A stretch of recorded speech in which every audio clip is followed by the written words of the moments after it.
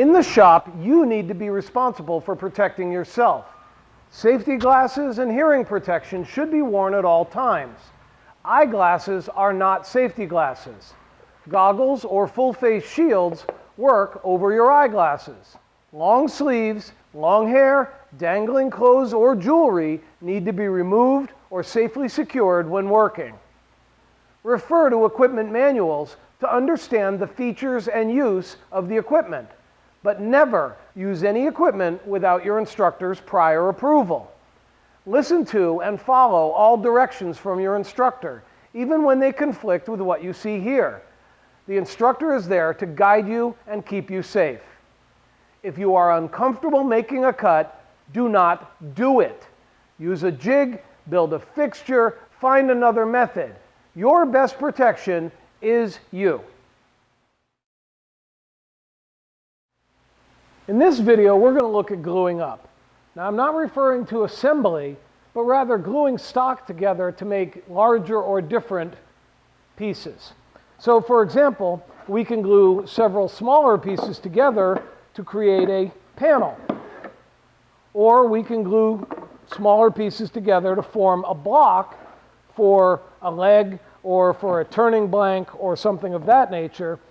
We can also glue parts together with their joints offset in what we call a brick mold, and this allows you to make long, structurally very strong pieces such as beams or trusses, that sort of thing. We'll also look at laminating together thin strips of stock to form bent wood pieces. So stick around and we'll learn about gluing up stock. Now we're going to start by processing a number of small boards and glue them together in order to create a panel. Now in this case, I've got the boards cut a little bit longer than I want my panel to be, because I know that no matter what happens when I glue these up, my ends are not going to be perfectly aligned and perfectly straight. So I want to be able to have a little extra room to trim that off. I also want to make sure that the overall width of my boards together are greater than the overall width of the panel I want to end up with. This gives me, again, the ability to square the panel and trim the ends to make sure that it's exactly the size and the shape that I want. Once I've selected the boards that are going to go together into this panel, I want to arrange them to get the best possible look and fit to the color I have. So this piece has a nasty knot right here, which comes through the other side. I really want this to be out to one of the ends so that when I go to trim this panel down to size, I can get rid of that knot. I also want to arrange the color, arrange the boards for color. So this particular board is quite a bit lighter. If I stick it in the middle like that, obviously that's not a very clean match. It doesn't look good. In fact, it looks terrible. So what I want to do is, as much as possible, follow a shading pattern so that I can create my panel with the least possible contrast from one to another. And I can rearrange the boards and I can flip them back and forth until I find the color match and the grain pattern that's as nice as I can find it. Now, when aligning plain sawn boards, which will be most of the time, you'll notice that the growth rings visible on the ends of the boards will tend to arch in one direction. And these boards, should they cup even a little bit, will cup in the direction of the growth rings.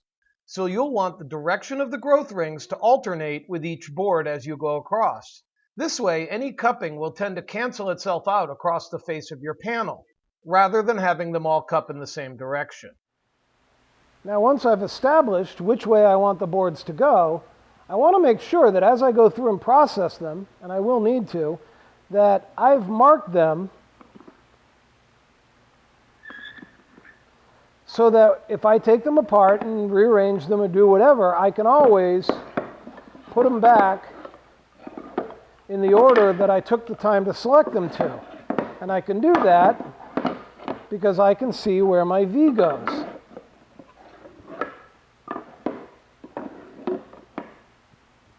So my V, no matter what I do from here, will always show me where my parts go back together. Now, one of the other things I need to look for is to make sure that my joinery, the lines where I'm going to glue these boards together, are very clean and closed. Notice this one here is especially nice. It's very difficult even looking at it without getting very close. It's hard to tell where that seam actually is. This one's pretty good too, although it looks like we could use a little bit of jointing. And then this one, we've got a bit of a gap going on here, so we're going to need to joint that out and clean it up a little bit. We could apply clamps and try to close those gaps using the pressure of the clamps. But that's a bad idea, because what we're going to do is we're going to introduce stress into the joint when we do that. If you close the joint mechanically, then when the clamps come off, that joint's going to want to open up again. And the glue may hold it closed initially, but eventually it will fail where you've done that. We want the joints to be as clean as possible before we apply glue in order to make sure that the panel doesn't crack or split or open up over time. Now you should be in the habit of checking your equipment for proper setup on a regular basis. But in this particular operation, it's especially important to ensure that the fence of the jointer is perpendicular, a perfect right angle, to the table, which also means to the blade.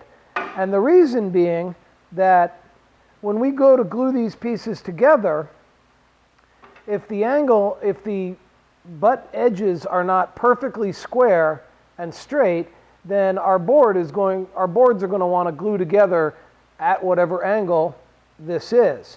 So we want this to be exactly 90 degrees before we try to clean up these boards.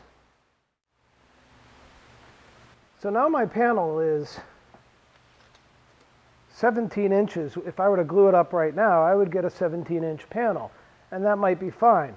But I also have this knot here that I kind of want to get rid of, and I can wait until after I glue up the panel to do that if I wish to, and that's fine.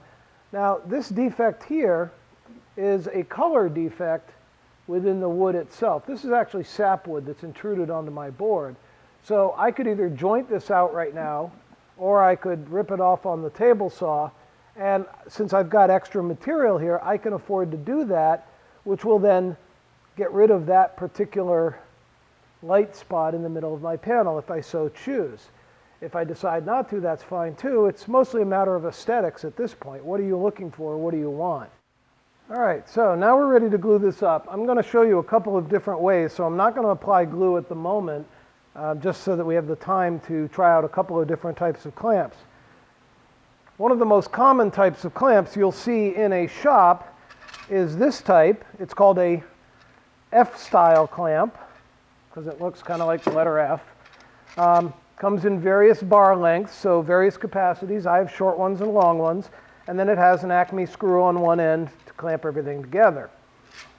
So using an F-style clamp, this is the most common style of clamp available.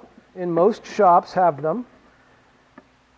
So I'm going to keep my parts kind of aligned together, and I'm just going to apply enough pressure just to hold the boards while I align them, end for end, and then make sure that the alignment is good, joint to joint, the faces. And it shouldn't be a problem to do this because all of these boards have been processed properly, but especially once there's glue in between these lines, the glue acts as a lubricant and allows the parts to move quite a lot. I'm not going to tighten this up real tight. All I want to do right now is hold the parts. Now, even though I've positioned these pads into roughly the center of the boards, the issue I'm going to run into is if I apply all of my clamps either on the top or the bottom, the clamping force is actually transferred across the bar of the clamp. So if all of my clamps are underneath the panel, then all of the force is going to be twisting outward or down, like this, and my board is going to have a tendency to bow upward. If I put all the clamps on the upper side, I'll have the opposite problem. It'll want to bow the opposite way. The best way to keep this all in line is to alternate your clamps top and bottom so that the clamping force is balanced and your panel will stay flat. Now, of course, if you're joinery is not 90 degrees in each of these joints, there's no way you're going to clamp this board straight or flat. So I'm going to add a second clamp here. And again, I'm just going to make sure that my boards are staying aligned, and I'm just going to apply just enough pressure. I can get this one a little bit more out of the way. Just enough pressure to hold it in place. And then we'll bring another clamp in underneath.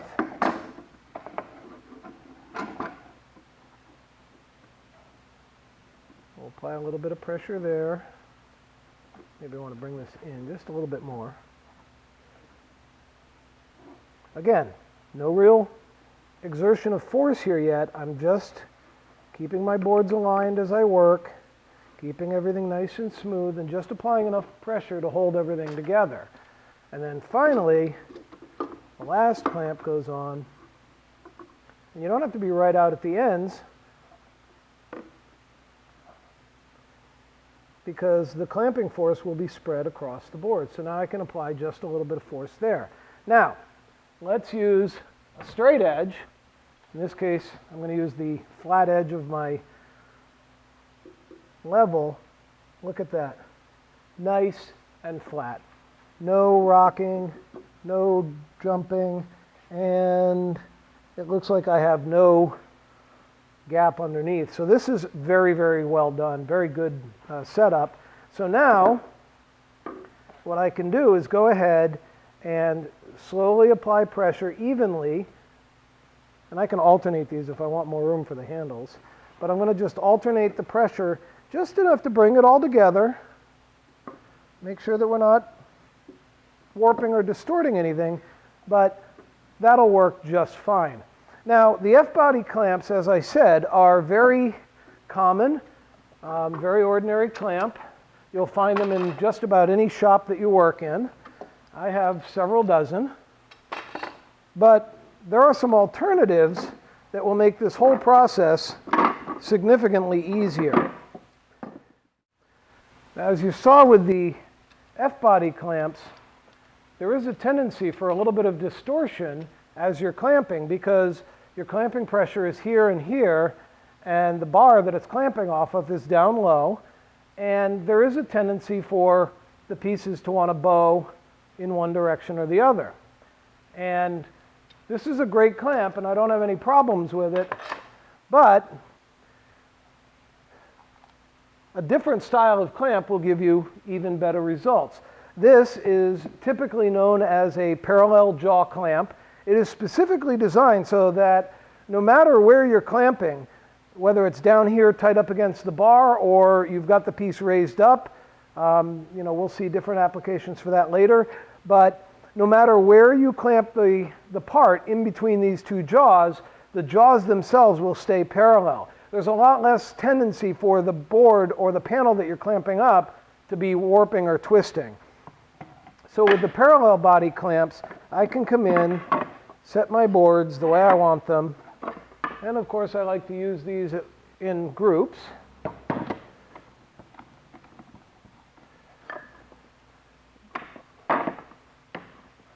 So I'll set the two clamps up, lay out my boards, and again, notice because I have them marked, I can stack them and restack them and unstack them, and they'll always end up in the same orientation.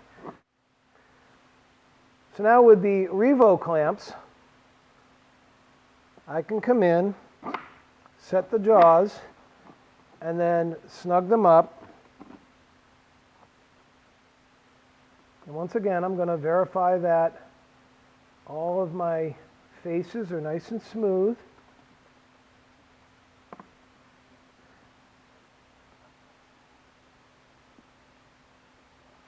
And then I can apply some pressure here.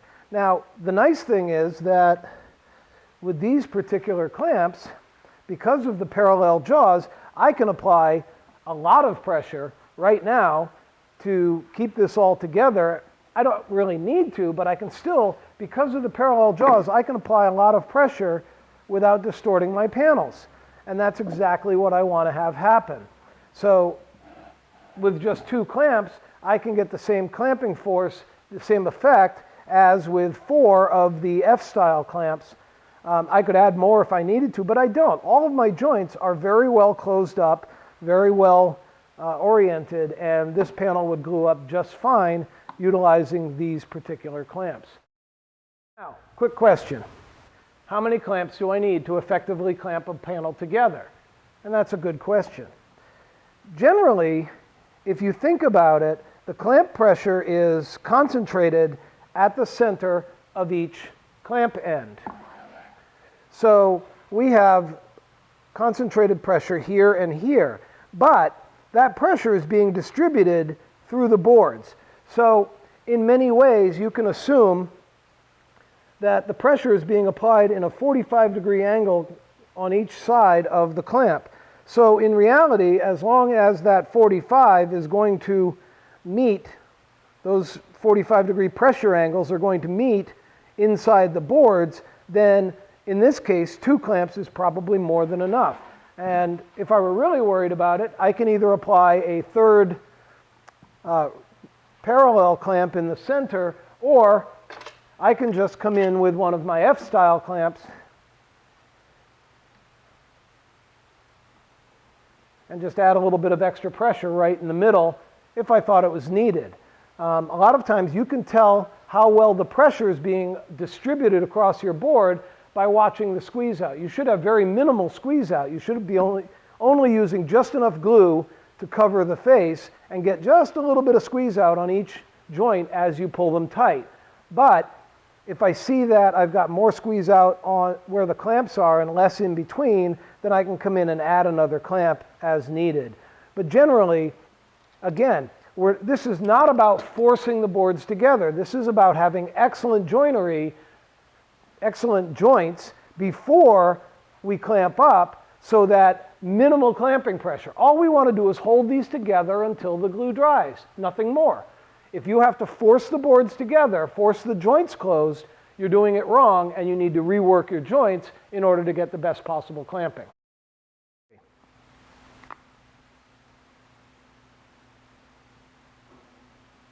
Now the first one I'm going to apply a little bit of extra glue to, because the brush is going to soak up some of that glue. Some of it's going to stay on the brush, and I want to make sure that I have enough glue in all of my joints.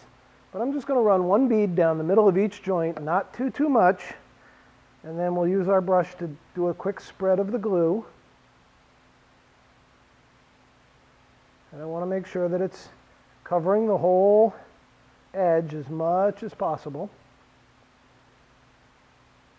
And if that means I have to brush at an angle a little bit, just to make sure it spreads around, I want to make sure that this entire edge is getting plenty of glue. Not too much. I don't want a whole lot of squeeze out here, and I may even have a little bit too much here.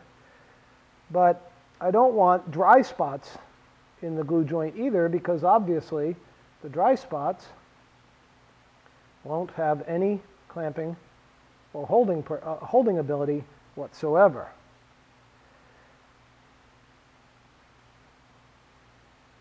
All right. So now we can lay the pieces down. And yeah, I've got a little bit too much glue here. I haven't even started clamping yet, and I've got a little bit of squeeze out going on there. So once again, I'm just going to start generally snugging it up. See how much easier they move when there's glue applied? It acts as a lubricant. It makes the joints misbehave. So you got to be a little bit careful here, just to make sure that you're getting the clamping just where you want it. It's important to try and keep this clamp parallel. You don't want it twisted side to side, because that'll tend to slide the boards against each other. And we want to keep this, even though it's long and we're going to trim these ends off, we want to keep it as close to parallel on the ends, or aligned on the ends, as we possibly can. So now we've got good glue squeeze out on this side, and it looks like nice even glue squeeze out on that side. Maybe a little bit excessive, but not too bad. And I could get a wet rag and try to wipe all this off, but I don't like to do that because now you're just going to spread the glue over the entire part. We're going to want to clean these joints up. We don't want glue on the surface of our panel because that will affect the finish later on, or we'll have to sand it off. So I'm going to wait for this to dry, and then I'll just scrape the glue off once it's dry, and then I don't have glue all over the panel, just on the joints. The best time to remove the squeeze out is about an hour after clamping. The exposed glue has had a chance to dry, but not fully harden yet.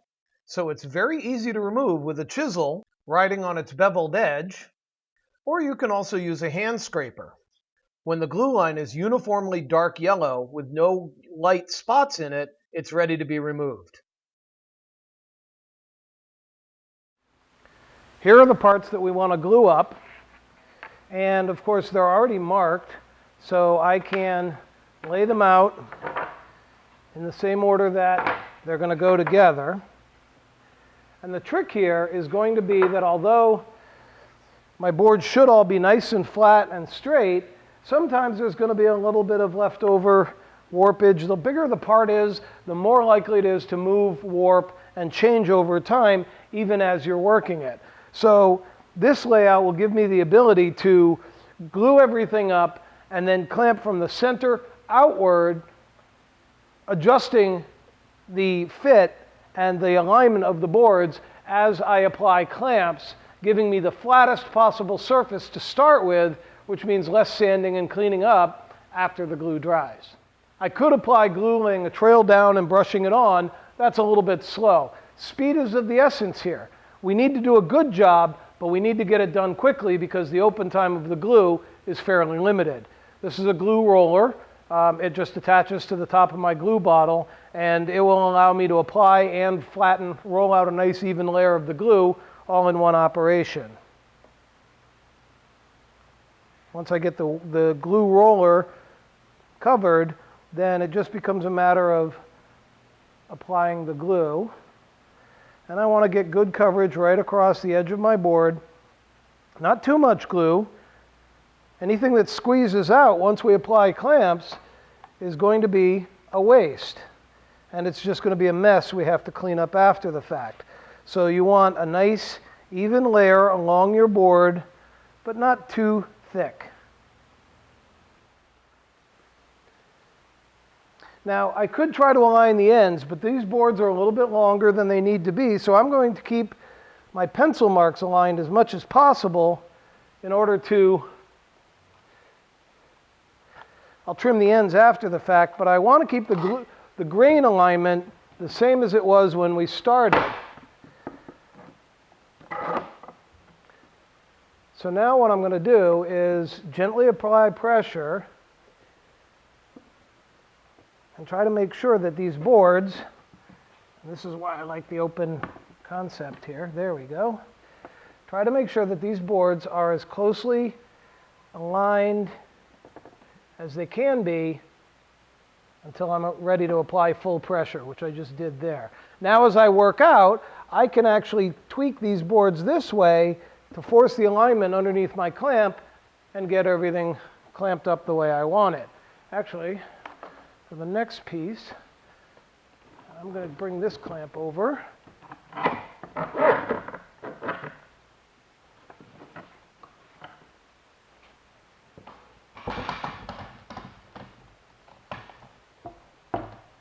It turns out that my clamp up is just about the same size as the boards I'm spanning. But now here, I've got a little bit of a step so I can bring this up, apply just a little bit of pressure. There we go. That one's good. That one can come up just a little bit. Feels pretty good there, so I can apply a little clamp pressure. Now, I'm using the K-body clamps, the parallel clamps. So in theory, I could apply them all in one direction, all either facing up or down. But over the years, I've used enough clamps and glued up enough panels that I like to alternate them, one over, one under, so that any forces being applied that aren't completely perfectly square won't interfere with what I'm doing. A little bit extra there and bring it back in. Perfect.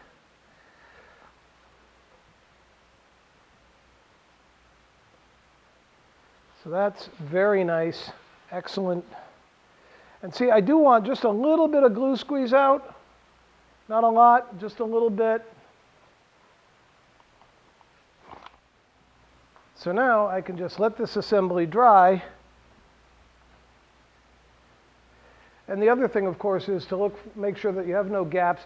But if you've jointed these boards properly and ensured the alignment before you started the glue up, I don't need excessive clamp force squeezing these boards together. I certainly don't want that, because if I have to force the two boards together in the joint, then I'm adding stress. I'm stressing the boards before I even apply the glue. And so in the future, as they expand and contract over time with the increase and decrease in moisture through the seasons, heat and temperature, all of those things, any stress that I add to the system by trying to squeeze a gap closed using the clamps is actually going to make it more likely that the parts split, that the lid that I'm making here, or the tabletop you're gluing up, or the back or side of a cabinet, whatever it is that you're making, will fail.